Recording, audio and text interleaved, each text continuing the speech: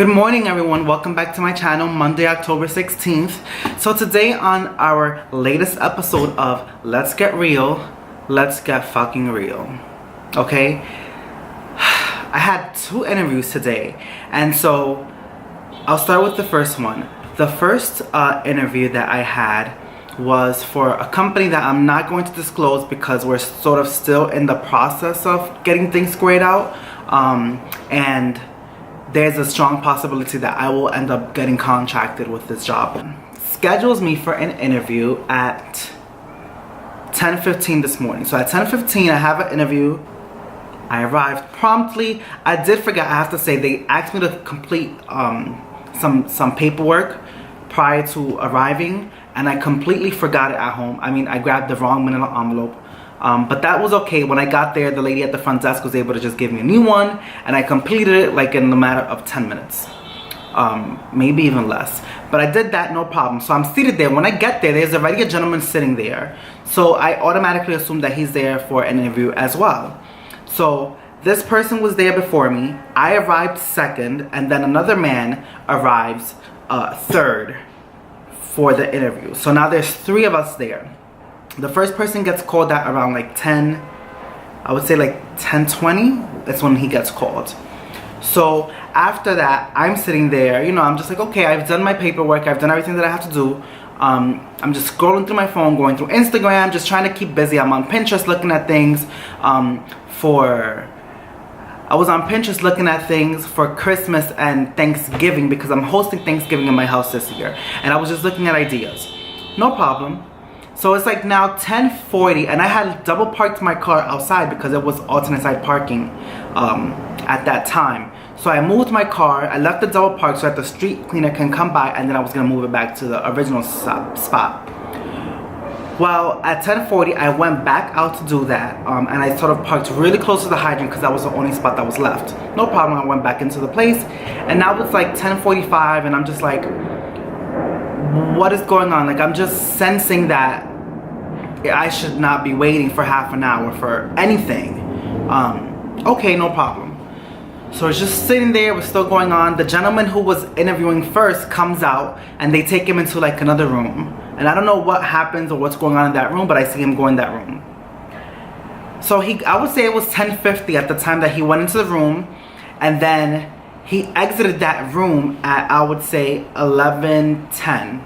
So he was in there for about 20 minutes by himself, and in that period of 20 minutes, the interviewers did not see anyone. So again, myself and the gentleman is just sitting there in the front waiting area like, what the heck? So no problem, I'm just sitting there. Out of nowhere, now it's now like 11:10. I see her, and she calls out for the other man by his name. She says David. So he looks up, and then he walks towards her. Before he goes towards her, he says good luck to me. But I'm just like, how was he called before me? I was here before he was here. Like, I was here second. Why is he being called before me? So now I'm just like, all right, you know what, Eddie?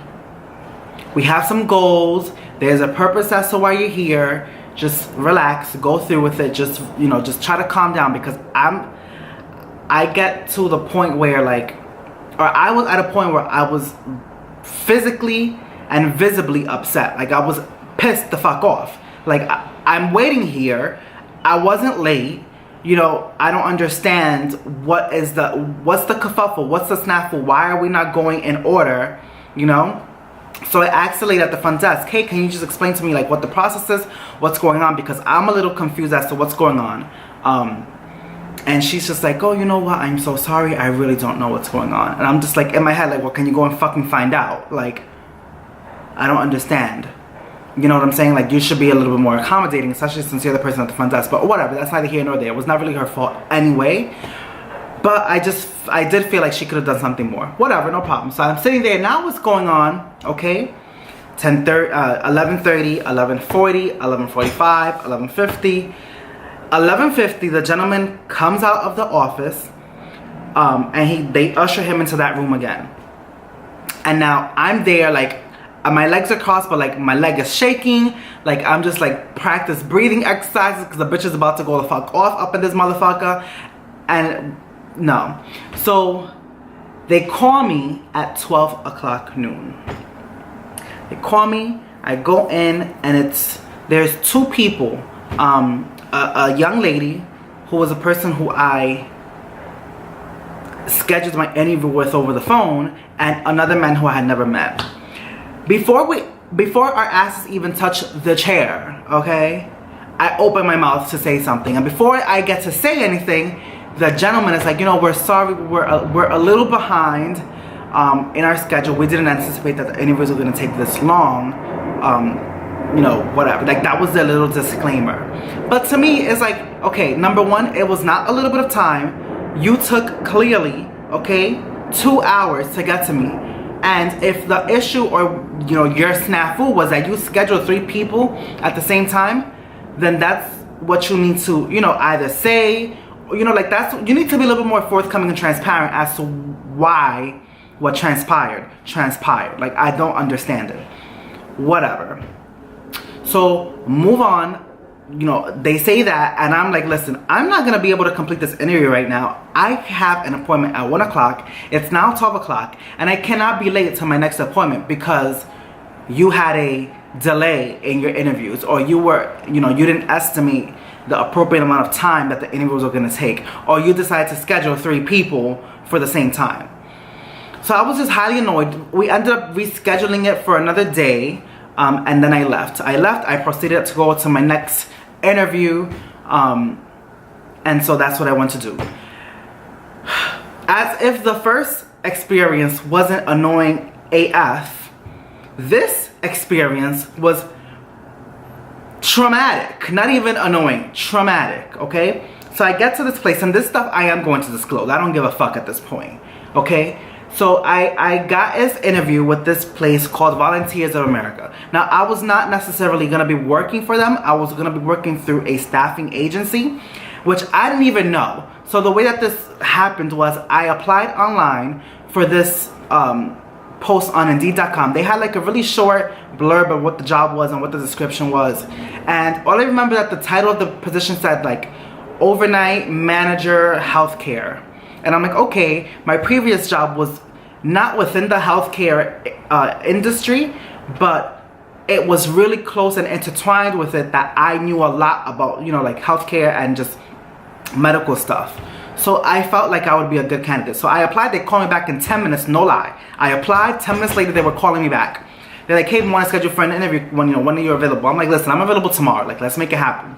I went in the next day. I met with them. They told me very briefly, and they were extremely vague about what the job was. They explained that I wouldn't be working for Volunteers of America, which at the time they didn't disclose the company that I would be working for, but they disclosed that it was a company and that it was a shelter and it was with the what they called the MICA population. That wasn't a problem for me. Really wasn't.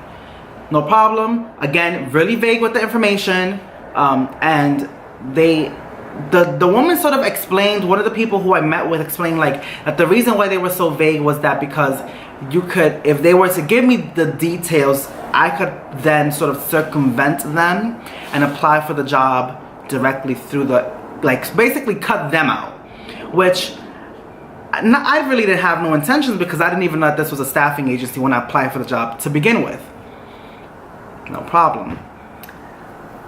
Saturday, I get via email all of the information that I needed as to where I needed to go for my interview, which was on Monday today, what I had to do, what I needed to present, and so on and so forth. So I get to the location. It was really obscure. I couldn't really find it. It was on Randall's Island. I drove there. I found it after a while. I was early to it, no problem. So I'm sitting sort of like in my car in front of the location, and it was just what I like to call no man's land, okay? No man's land. There is no order, there is no law, there is no structure as to, you know, it is just like no man's land. It was like The Walking Dead, except that the zombies were humans. They weren't zombies, but they looked like zombies. And it was just like something out of this world. So while I'm sitting there, I see these two men who were in suits come out of their vehicle and they sort of like scurry into the location. And when they're doing that, I noticed that the people who are just sort of like lounging around, not really doing anything in front of them, and there was a lot, like there had to be at least 15 people in front of the location. They started heckling the people who are walking into the building and saying things that were derogatory, you know, calling them names that had to do with, you know, the color of their skin. And that was just a couple to name. So I saw that and I'm like, oh heck no. Like, I'm sorry. While I have some goals, I'm not putting myself in a position or in the predicament where I'm not comfortable. And at that point, I was not comfortable. I was not comfortable with what I was seeing. And the behavior that the men displayed told me that that's probably what I would have to encounter either on my shift or on the job, or this was the culture. And I wanted no parts of it. So I left the place and I said, you know what, let me call this staffing agency because, you know, they did sort of help me get this interview, although I didn't ask for the help. I didn't even know that they existed, but whatever. So I called the lady who I was working with just to let them know, hey, I'm just, you know, calling you to give you a courtesy call, letting you know what's going on and the reason why, you know, I'm not gonna complete this interview. I just really wanted to be professional and let them know what happened as opposed to just disappearing and not answering my phone ever to them. Honey, I clearly made the wrong choice. And the person on the phone let me know that because the bitch on the phone who I had met with earlier last week was like, I don't understand why you're calling me 10 minutes before your interview to tell me that you're not gonna make it because you don't feel comfortable. I need you to explain more. And I'm literally in my car like, bitch, I don't fucking owe you anything. I don't know where the fuck you got off thinking, okay, that I have to give you explanations. I'm calling you because I'm trying to be, you know, professional and sort of let you know what's going on. I'm trying to be transparent. But clearly, Miss Honey, Miss Thing wanted to come for me. And I was in a moving vehicle, honey, so I could run you over. But anyway, whatever. So I went on to explain the things that were going on. And she was just a fucking bitch. Like, she was like, you know what? Okay, understood. Have a good day. And just hung up. And that's fine with me. But I'm just like, what the fuck kind of crazy of a day is this where all of this craziness is happening and it shouldn't be happening? Like, it's just crazy. And I was talking to my cousin afterward, just telling her like everything that had happened and how it happened and how annoyed I was just in general the day. I took a day off of work to do all of this stuff, and to me, honestly, it really wasn't that successful. But with that being said, people, do not, this is just my advice to you, do not settle for a job where you feel uncomfortable or where you know that the workplace environment is not a place where you want to be or where you want to surround yourself with. I'm in a place right now in my life where I'm very aware of my surroundings and I don't want to be anywhere where I don't feel comfortable. So if you know that you don't feel comfortable in a certain place, don't subject yourself to that shit. Like, bounce, you know what I'm saying? And I get it. There's a lot of times, you know, we have goals, we have things that we have to do, we may have families that we got to take care of, but at the same time, I've learned over these last 4 years in the jobs that I've been in that self-care really is important and that you have to take care of yourself. No one is going to take care of you other than you. You know what I'm saying? And these jobs, at the end of the day, you are a number for them. And if you're not there, someone else will do the job. Doesn't matter how they're gonna get it done, it will get done. So don't feel like you are trapped in some place, or don't feel like, you know, who's gonna do this if I'm not here? They'll figure it out. Take care of you. Thank you for watching. Make sure if you like my video or if you have any sort of comments, some thoughts, drop them down below, and don't forget to subscribe.